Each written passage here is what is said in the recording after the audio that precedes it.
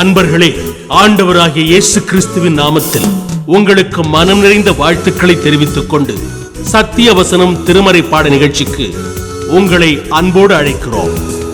சத்திய வசனம், இது தேவனின் வசனம். நாம் சோர்ந்து போகையில் கரம் கொடுக்கும் நம் தேவனின் வசனம், நம் தேவனின் வசனம். கர்த்தர் தமது வழிகளிலெல்லாம் நீதியுள்ளவரும் தமது கிரியைகளிலெல்லாம் கிருபையுள்ளவருமாயிருக்கிறார். சத்தியவசன நேயர்கள், பங்காளர்கள், மற்ற நண்பர்கள் ஒவ்வொருவருக்கும் ஆண்டவராகிய இயேசு கிறிஸ்துவின் நாமத்தினாலே எங்கள் இனிய வாழ்த்துக்களை நாங்கள் சொல்லுகிறோம். நாம் அனுதினம் வேதத்தை படிக்கிற மக்கள், தேவனை விசுவாசிக்கிற மக்கள், அநேக நேரங்களிலே நம்முடைய உள்ளத்தில் கடவுளுடைய வழி என்றால் என்ன, மனிதருடைய வழி என்றால் என்ன, இந்த கேள்விகள் நம்முடைய நினைவில் வந்து போகும். வேத புத்தகம் முழுவதும் கடவுளுடைய வழிகளை தெளிவாக சொல்லுகிறது, மனிதர் போன வழிகளையும் குறித்து சொல்லுகிறது. மனிதர் போகக்கூடிய, மனிதராகவே தெரிந்தெடுத்து போகக்கூடிய வழிகளிலே அநேக நேரங்களிலே ஆபத்து இருக்கிறது, அநேக நேரங்களிலே சறுக்குதல் இருக்கிறது. ஆனால் தேவனுடைய வழிகளில் நடக்கும் ஒவ்வொரு மனிதனுமே தெளிவான பார்வையுடையவனாய், தெளிவாக தன்னுடைய வாழ்க்கையை புரிந்து கொண்டவனாய் நடக்கிறதை நாம் பார்க்கலாம். இந்த நாளின் தலைப்பு, தேவனுடைய வழி உத்தமமானது. சங்கீதம் 18:20 அது இப்படி சொல்லுகிறது, தேவனுடைய வழி உத்தமமானது. இன்னொரு வசனத்தையும் நாம் சேர்ந்து படிக்கலாம். சங்கீதம் 145:17, கர்த்தர் தமது வழிகளிலெல்லாம் நீதி உள்ளவரும் தமது கிரியைகளிலெல்லாம் கிருபை உள்ளவருமாயிருக்கிறார். அவருடைய வழிங்கிறதுக்கு அடையாளம் என்னென்னா, அதில் நீதி இருக்கும், ஒரு நியாயம் இருக்கும். கர்த்தருடைய வழிகளில் நீங்கள் அநியாயத்தை பார்க்கவே முடியாது. கர்த்தருடைய வழிகளில் எப்போதுமே அது பரிசுத்தமுள்ளதும் நீதி உள்ளதுமாய் இருக்கும். ஆகையினால்தான் மனிதர்கள் கர்த்தருடைய வழிகளை விட்டுவிட்டு வேறு வழியை தெரிந்தெடுக்கக்கூடிய சூழ்நிலைகளை அநேக இடங்களிலே நாம் பார்க்க முடியும். ஏன், நமக்கும் அப்படி சோதனை வருகிறது. கர்த்தருடைய வழி உத்தமமானது, கர்த்தருடைய வழி நீதியானது, கர்த்தருடைய வழி பரிசுத்தமானது. ஆனால் அதை தெரிவு செய்து கொள்வதற்கு நம்முடைய மனம் இடம் கொடுப்பதில்லை. இந்த நாளிலும் கர்த்தருடைய வழிகள் ஏன் மனிதனுக்கு புரியவில்லை, அல்லது கர்த்தருடைய வழிகள் அவனுக்கு ஏன் கடினமாக இருக்கிறது என்ற கேள்வியை நாம் கேட்டபடி இந்த வேத பகுதிக்குள் நாம் போகலாம். நாம் படித்து கொண்டிருக்கிறோம், யாத்திரையாகும் பகுதியை படித்து கொண்டிருக்கிறோம். அதிலே கர்த்தர் எகிப்துக்கு செய்த 10 வாதைகளையும் குறித்து 12ஆம் அதிகாரம் வரைக்கும், 5ஆம் அதிகாரம் தொடங்கி 12 வரைக்கும் அதில் எழுதப்பட்டிருக்கிறது. கர்த்தர் ஏன் இப்படி ஒரு வழியை தெரிந்து கொண்டார் அப்படின்னு சொல்லி நீங்களும் நானும் கேட்க முடியாது. காரணம் என்னன்னா, கர்த்தர் ஞானம் மிகுந்தவர், கர்த்தருக்கு தெரியாதது ஒன்றுமில்லை, எல்லாம் அறிந்தவர். ஆகையினாலே அவர் எகிப்திலிருந்து ஜனங்களை வெளியே கொண்டு வர வேண்டும். மனிதர்களாக யோசித்து பார்ப்போம் என்றால் பல வழிகளை நாம் சொல்லுவோம். ஆனால் கர்த்தருடைய வழி என்று சொல்லி நாம் பார்க்கும்போது அவர் ஒரு நோக்கத்தோடு தம்முடைய வழியை உருவாக்குகிறார். முதல் குறிப்பாக நான் பகிர்ந்து கொள்வது, கர்த்தருடைய வழிகளுக்கு தெளிவான நோக்கம் உண்டு. அவர் நோக்கம் இல்லாமல் வழியை செட் பண்ணுறதே கிடையாது. நம்மெல்லாம் வழியை தெரிந்து கொள்வது, வழியை உருவாக்குறது அப்படியெல்லாம் நம்ம செய்கிறோம். ஆனால் அதிலெல்லாம் நீங்கள் பார்த்தீங்கன்னா தெளிவான நோக்கத்தையே பார்க்க முடியாது. நம்ம இஷ்டத்துக்கு நமக்கு பிரியமானதெல்லாம் செய்யலாம், அதுதான் வழின்னு சொல்லிட்டு நம்ம போவோம். ஆனால் கர்த்தர் அப்படி கிடையாது. கர்த்தருடைய வழிகளில் அவருக்கு அதிலே தெளிவான நோக்கம் இருக்கிறது. நான் 2 பகுதிகளை நான் உங்களுக்கு யாத்திராகமத்தில் சுட்டி காண்பிக்கிறேன். நீங்கள் யாத்திராகமம் 9ஆவது அதிகாரம் 16வது வசனம் 17வது வசனத்தை நீங்கள் வாசித்து பார்த்தீங்கன்னா, என்னுடைய வல்லமையை உன்னிடத்தில் காண்பிக்கும்படியாகவும் என்னுடைய நாமம் பூமி எங்கும் பிரஸ்தாபமாகும்படியாகவும் உன்னை நிலைநிறுத்தினேன்.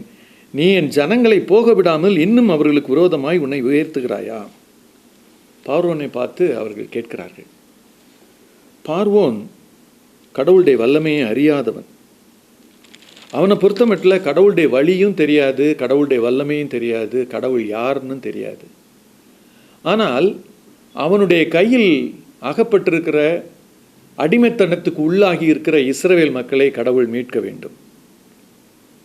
அதற்காகத்தான் ஆண்டவர் வாதைகளை பயன்படுத்துகிறார். ஏனென்றால் வார்த்தைகளுக்கு பார்வோன் செவி கொடுக்காத போது ஆண்டவர் வாதைகளின் வழியாக அவனை சந்திக்கிறார்.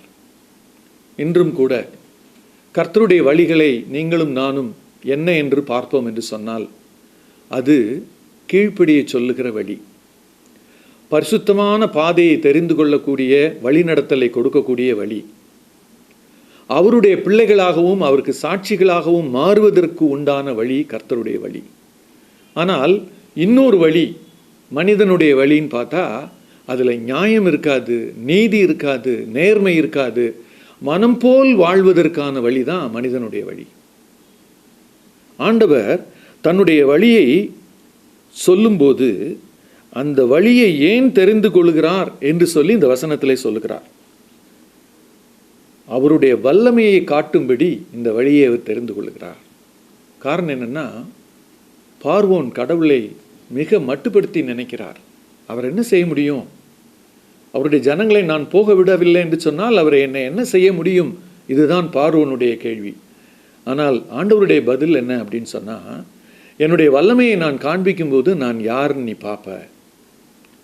இந்த வாதைகளெல்லாம் நீங்கள் வரிசையாக பார்த்தீங்கன்னா ஒவ்வொரு வாதையுமே அந்த மோசே ஆரோன் கையை நீட்டியோ அல்லது அவங்க சொல்லியோ ஏற்படும். அவங்க நிறுத்துன்னு சொன்ன உடனே நின்றும். கடைசி வாதையை தவிர மீது எல்லாமே கடைசி வாதை என்லெஸ், அப்படியே கம்ப்ளீட்டாக முடிஞ்சிடும், தலையீற்றுக்கள் அத்தனையும் அழித்து. ஆனால் மீதி எல்லா வாதையும் நீங்கள் பார்த்தீங்கன்னா கண்ட்ரோல் ஆண்டவருடைய கையில் இருக்கும். அதைத்தான் ஆண்டவர் வெளிப்படுத்த விரும்புகிறார் வழிகளில். பாரு, என்னுடைய வழிகளில் உனக்கு இந்த வாதை வந்திருக்கிறது, நீ மனம் திரும்பும்படியாக, நீ எனக்கு செவி கொடுக்கும்படியாக இந்த வாதை உன்னை திருப்பும் என்று சொல்லி நான் அனுமதிக்கிறேன். ஆனால் நீ அப்படி பார்க்க மாட்டேங்கிற.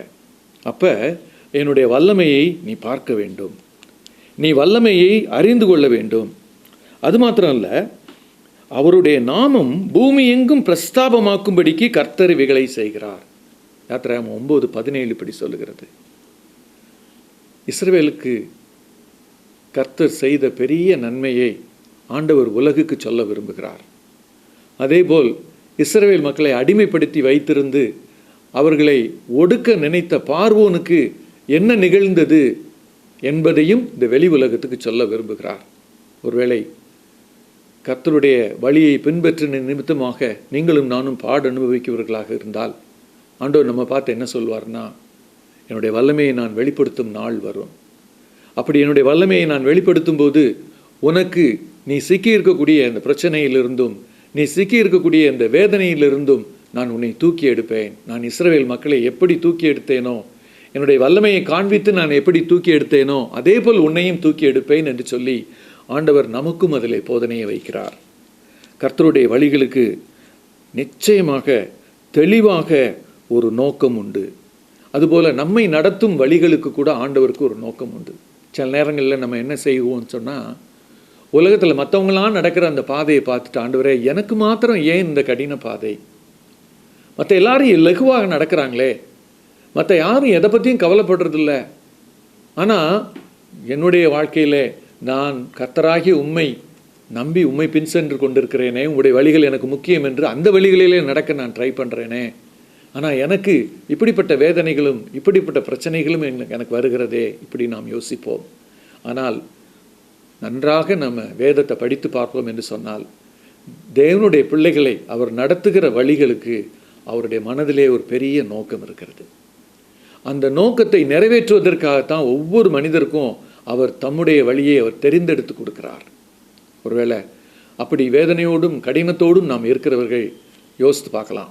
இந்த இஸ்ரவேல் மக்களும் மோசேயும் ஆரோனும் எவ்வளோ வாதைகளை அங்கே கடந்து வருகிறதை, அந்த வாதைகளை பார்க்குற அந்த பார்வோன் எப்படி ரெஸ்பாண்ட் பண்ணுறான்ங்கிறத பார்க்கும்போது நமக்கு எப்படி தோன்றுகிறது, இந்த வாதையும் பார்த்த பிறகு இவ்வளோ சீக்கிரமாக மனம் திரும்ப வேண்டியவர் இவ்வளோ வேகமாக இருதயத்தை கடினப்படுத்துகிறாரே என்று சொல்லி நாம் பார்க்கிறோம். ஆனால் நாமும் கூட அநேக நேரங்களிலே ஆண்டவர் நம்மை தடுத்து நிறுத்தும் காரியங்களிலே நிற்பதில்லை. ஆண்டவர் வேகமாய் போக சொல்லக்கூடிய காரியங்களில் வேகமாய் போவதில்லை. ஆண்டவர் சொல்வதை கேட்டு நடக்க வேண்டும், அவருடைய வழிகள் தான் உத்தமமானது என்று சொல்லி அநேக நேரங்களிலே யோசிப்பதில்லை.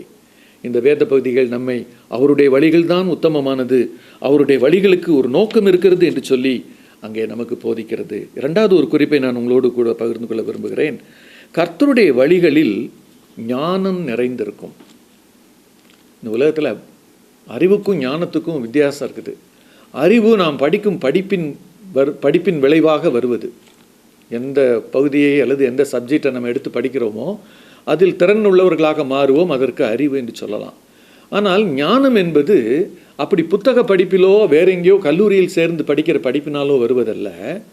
நாம் தெரிந்திருக்கும் உண்மைகளை, அறிவை எப்படி எந்த நேரத்தில் எங்கே பயன்படுத்துவது என்பதை குறித்து தெளிவு இருக்கிறது பார்த்தீர்கள் அல்லவா? அதற்கு பெயர் தான் ஞானம்.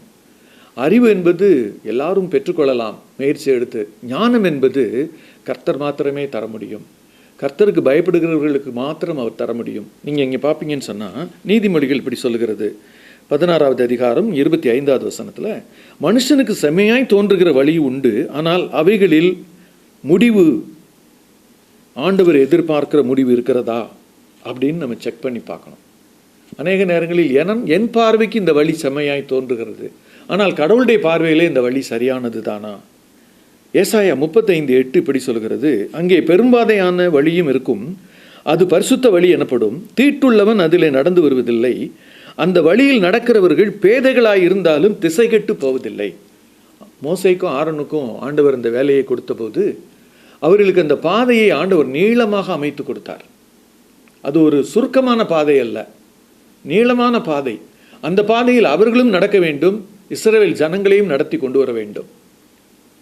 அப்பதான் ஆண்டவர் சொல்லுகிறார், என்னுடைய வழியாக இதை நீர் எடுத்துக்கொள்ளும் போது இதில் ஞானம் இருப்பதை நீ பார்க்க முடியும். நாம் மோசேயுடைய வாழ்க்கையே உதாரணத்துக்கு எடுத்துக்கொள்ளலாம். மோசே எகிப்தில் 40 வருடங்கள் இருக்கிறார், அரண்மனையில் இருக்கிறார். உயர் கல்வி, சகல வித்தைகளிலும் பயிற்சி எல்லாம் நிறைந்தவராக இருக்கிறார். ஆனால் அங்கிருந்து அவர் தப்பித்து ஓட வேண்டிய சூழ்நிலை வருகிறது. அடுத்த 40 ஆண்டுகள் வனாந்திரத்தில் இருக்கிறார். பாருங்கள், நம்முடைய ஆண்டவர் அரண்மனையில் வைத்தும் அவருக்கு பயிற்சி, அறிவு, திறமை எல்லாவற்றையும் கொடுக்கிறார்.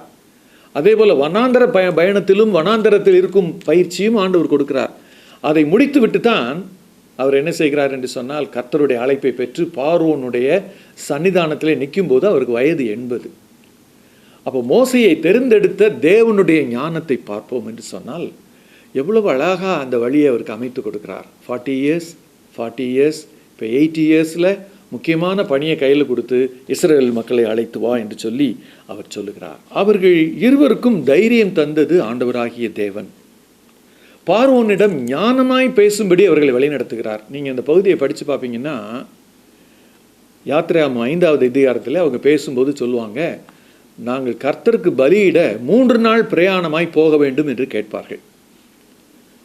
ஆனால் நீங்கள் யோசித்து பார்த்தீங்கன்னா, ஒரு ராஜாட்ட கேட்குற அனுமதியில்